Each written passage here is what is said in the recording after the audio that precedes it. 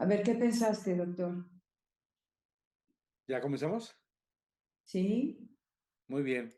Pues es importante comprender que lo que llama el doctor Hammer es que siempre al momento del DHS hay todo un contexto en el que como una fotografía nos impacta. Vuelvo a lo mismo, va a depender la percepción de lo que yo necesite para la supervivencia que active uno u otro programa.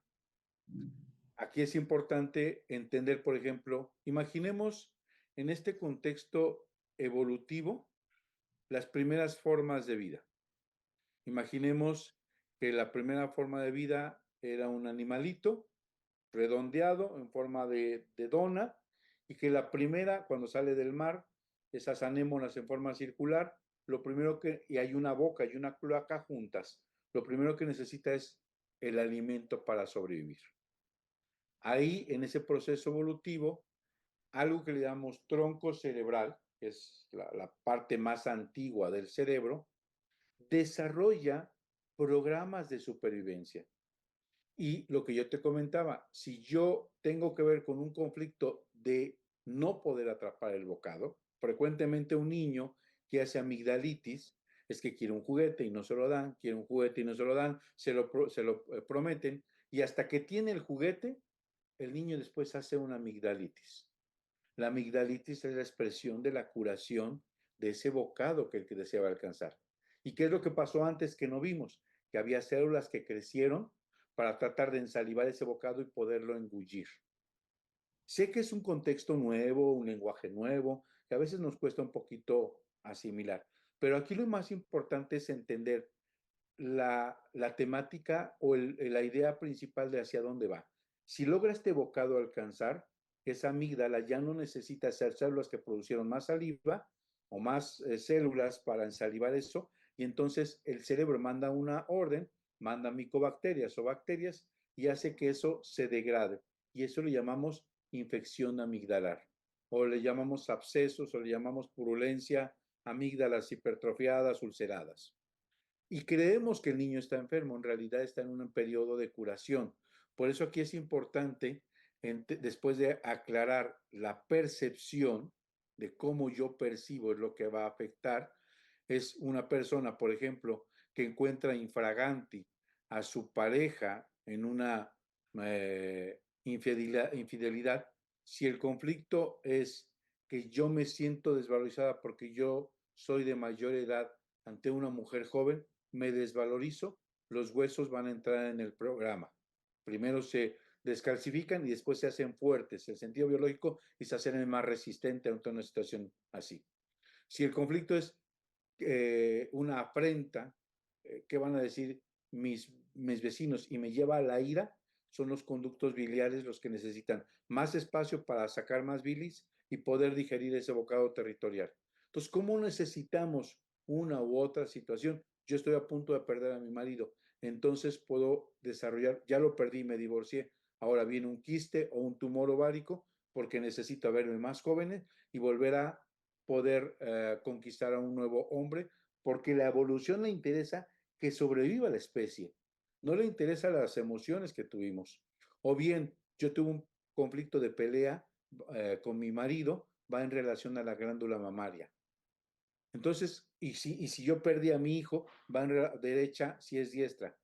Una mujer que es diestra, el conflicto biológico en relación a las parejas va en la mama derecha.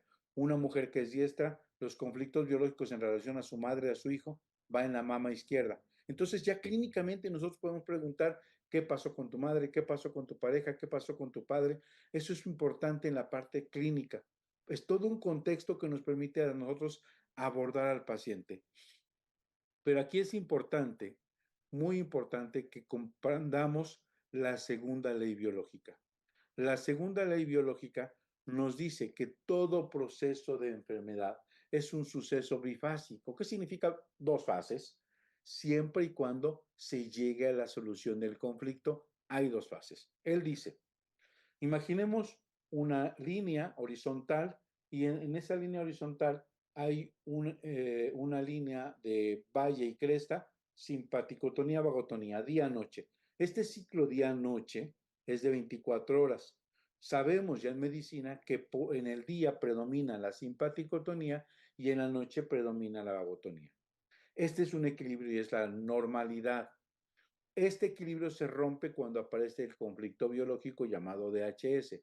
Y es en esa ruptura que el paciente queda en simpaticotonía permanente, como si se quedara de día, no duerme, no come, tiene pies y manos fríos, está dándole vueltas, ¿cómo resolver esto? Tengo que pagar la casa, me están por arrojar, tengo que conseguir otro trabajo, me están diciendo que ya no tengo trabajo, tengo que ayudar a mi hija porque tiene una enfermedad, yo tengo que resolver una situación. Y entonces va a ver cómo perciba yo ese conflicto para que active un programa. Si es referente a mi hijo, va a crecer la parte glandular, es preocupación o pelea, pero en este caso vamos a decir preocupación, va a crecer la glándula mamaria para secretar o para fabricar más leche y darle nutricio, porque es un programa de supervivencia. Entonces, el tumor, que lo hemos visto como algo maligno, tiene un sentido biológico. Si deja de preocuparse, si resuelve ese conflicto, deja de crecer el nódulo. Y entonces pasa el tiempo, se enquista, se fibrosa, deja de tener vascularidad y sacan una biopsia y dicen, es benigno.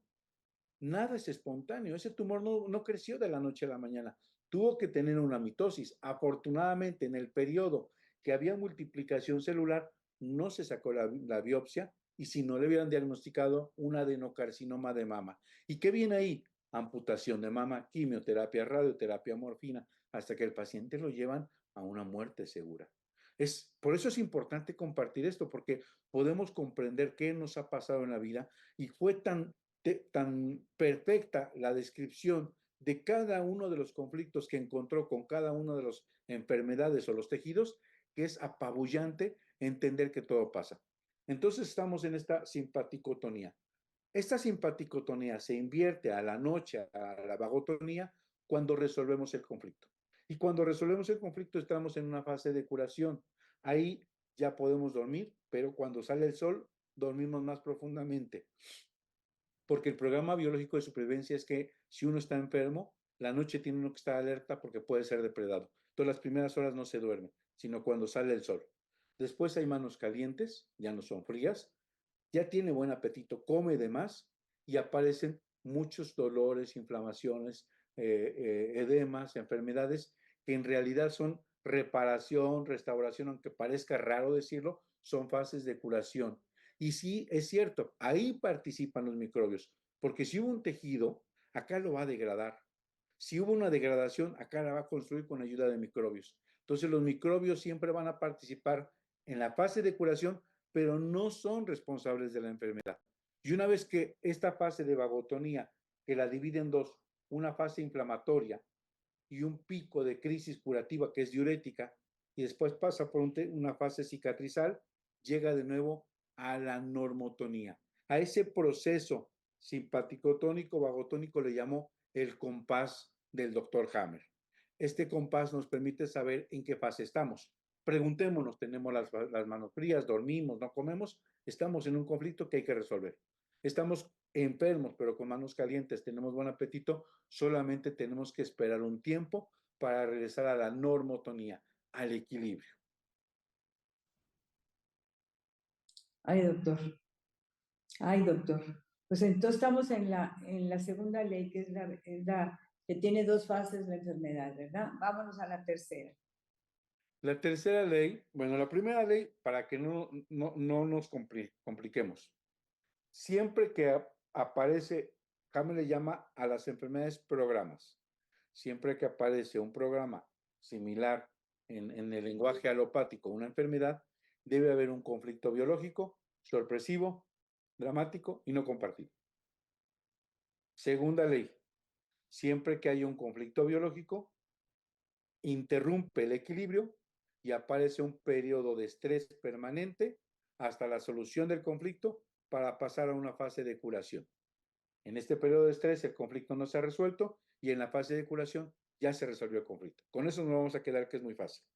La tercera ley explica que siempre un conflicto biológico, dependiendo del tipo de conflicto, va a interrelacionarse o va a impactar un área cerebral muy específica. puede impactar el tronco cerebral, que tiene que ver con conflictos de bocado y reproducción, puede impactar el cerebelo, que tiene que ver con el mesodermo antiguo, que son conflictos de ataque, que va relacionado a estos programas de protección, puede impactar en el cerebelo, que tiene que ver con conflictos de desvalorización, autoestima, o puede impactar en la corteza cerebral, que tiene que ver con conflictos de amenaza territorial, con conflictos de marcaje territorial, conflictos de miedo frontal, etcétera, más sociales, más elaborados. Y depende de qué área impactó, en qué órgano va a interactuar ese proceso llamado enfermedad. Es como esa línea que nos lleva hacia dónde va la brújula. ¿Qué conflicto, qué área del cerebro, qué órgano y cómo se comporta? Tanto en la fase en la que el conflicto está activo y este mismo tejido, cómo se comporta en la fase de curación. Porque no todos se comportan de la misma manera. Entonces, la tercera ley nos da el recorrido de cada uno de los procesos que hemos llamado enfermedad. Pues nos vamos a ir a un corte, amigos, y vamos a regresar en un momento. Estamos con el doctor José Antonio Galicia. Regresamos en un momento.